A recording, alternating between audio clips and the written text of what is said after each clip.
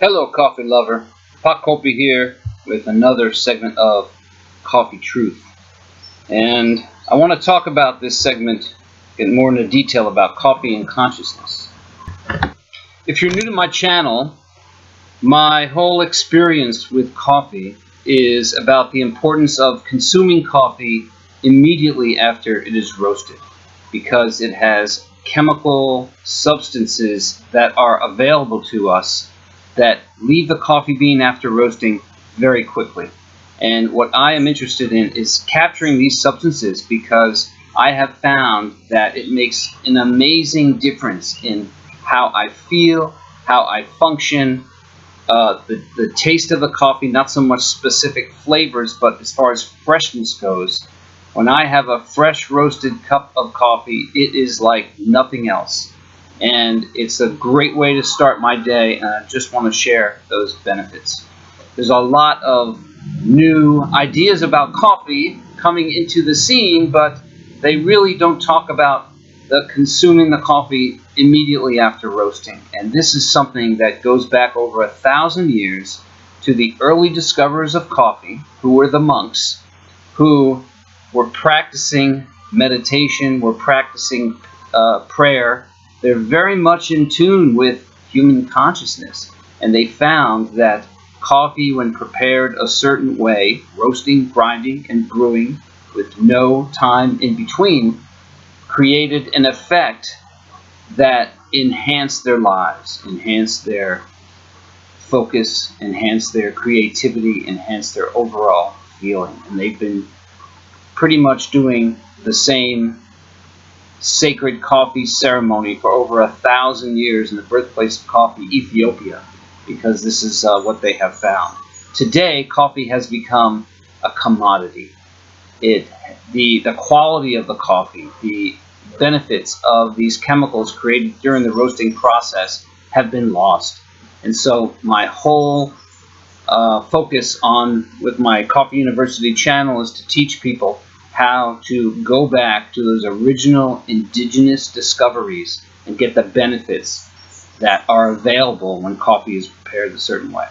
Okay, so before I have touched on the link between coffee and consciousness, and today I want to go into a little more detail, because I think it's really important that I share my point of view, my beliefs, my discoveries, so you know where I'm coming from, so that if you have a similar take on what life is about and where I'm coming from, you'll understand my process. If you don't, hey, that's okay too. You don't have to listen to what I'm saying, and make your own discoveries and continue with what you already know. That's fine. But today's talk was inspired by a talk that I listened to this morning from Abraham-Hicks. If you don't know who Abraham-Hicks is, Abraham-Hicks, H-I-C-K-S, do a search. They have spiritual teachings that I've been listening to for years, and they do a very good job in describing the process of who we are, what we're doing here on this earth, and how we create, and how we create with our minds, with our thoughts, with our consciousness.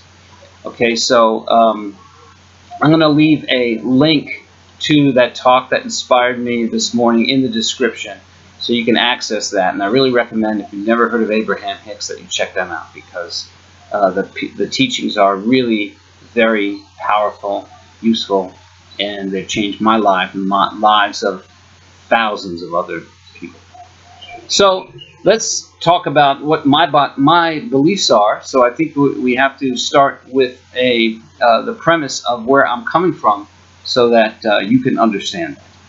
And my beliefs are that we are spiritual beings incarnated in a human body. We are eternal spiritual beings, and we come to this earth plane to create.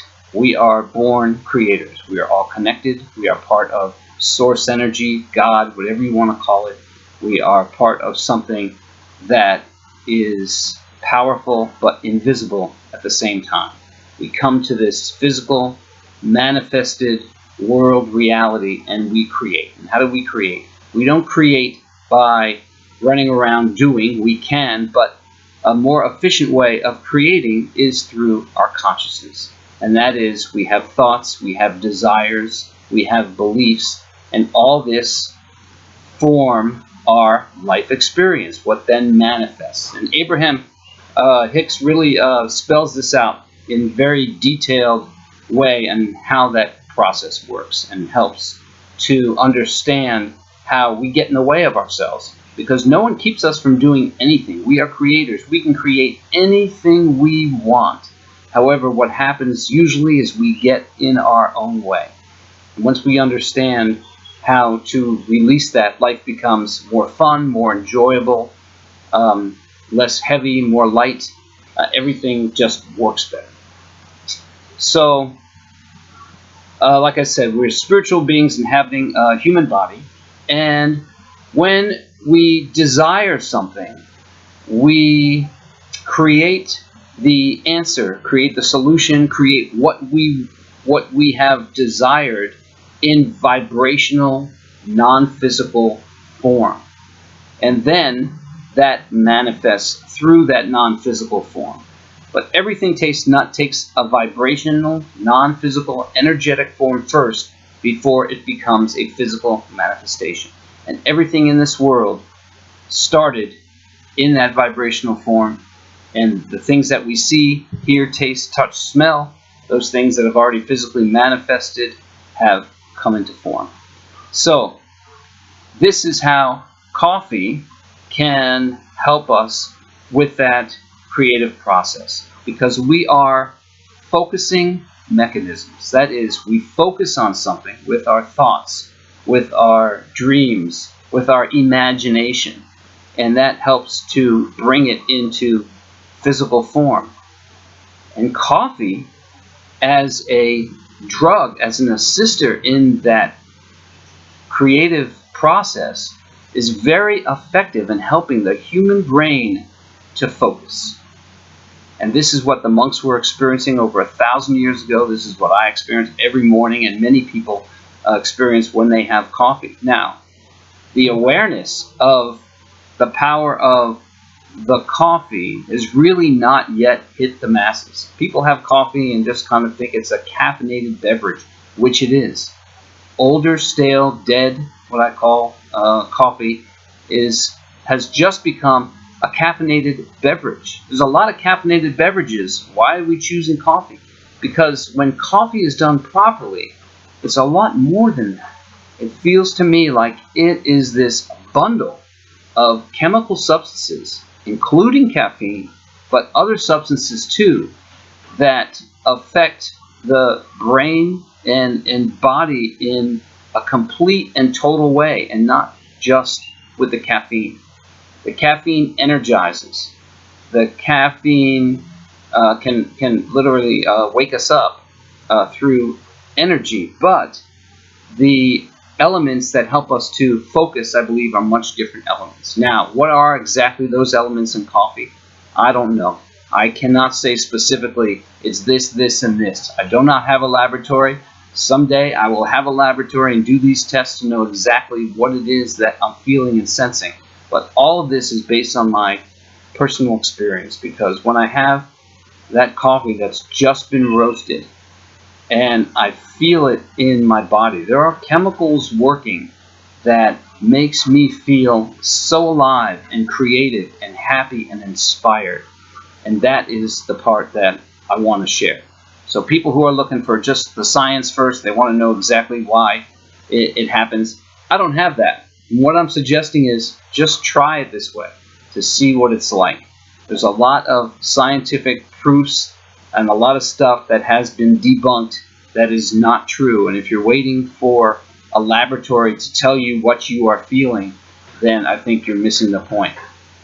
Better to discover, feel it first, and then science is usually behind by quite a bit in proving what you're feeling and what's happening. So when I have this kind of coffee in the morning, and other people too have told me, it stimulates an ability to focus on whatever it is, whatever subject that you are currently thinking about at the time. And I suggest that you use it not like just any subject. If the TV's on or there's a conversation going on around you, not let any subject come into your consciousness, but deliberately drinking the coffee in a subject that you're interested in. So, for instance, if you are a musician, then I suggest drinking the coffee before you start to play your instrument, because I think it can enhance that process of playing and that connection with your instrument. If you're a writer, I suggest having a cup of coffee and then sitting down and writing. I think it will enhance that process. If you're an athlete, have the coffee before you are participating in your sport. It will greatly enhance that. In fact, I really believe that professional sports teams could benefit greatly from fresh roasted coffee. I've been an athlete my whole life, and I know how many athletes drink coffee before an event. I'm a cyclist. This kind of coffee, I am convinced, can have a dramatic effect on performance, and I intend in the future to sponsor a Tour de France team who are just drinking this freshly roasted coffee in the morning, because I think it would make a really big difference. So, however you can, try making coffee this way, fresh roasting it, and see the effects, and see how it feels, and see how your creative process is. So in that creative process is focusing, is thinking about something, desiring something, and then seeing how it manifests, as long as you're not getting in your own way. And those details can be better described by Abraham-Hicks. But coffee has this powerful effect. I think it's the best thing to have first thing in the morning, in getting you on the right track and putting you towards what you want to create during your day. Okay, we'll talk more about this. Please comment if you have some questions about anything about this particular subject. I would love to know. Share, subscribe. Let's look at coffee in this new way, because this is really, no one's talking about how coffee is so effective for human consciousness, really as a drug, but it's a legal drug. And I believe that it is a powerful assister. I really don't think there are negative side effects, because when you're drinking this type of coffee, what people say is that they used to drink coffee all day long. Their body is not getting the elements that they're trying to get. It's kind of like obesity. You keep eating processed foods which have no nutritional value, and that's how obesity happens. Same thing with coffee. You keep drinking coffee that just has caffeine and doesn't have these other effective substances, then you're constantly looking for something that is not there, and it's not as healthy. People who drink the coffee I'm talking about say they have 1 or 2 cups in the morning, don't want it the rest of the day. That's all they need, and they're getting fulfilled, and then the next morning it has the same effect. So they're keeping the resistance low. Okay, coffee lover, keep roasting and drinking that fresh roasted coffee. It makes a big difference, and let me know how that's working for you. See you again.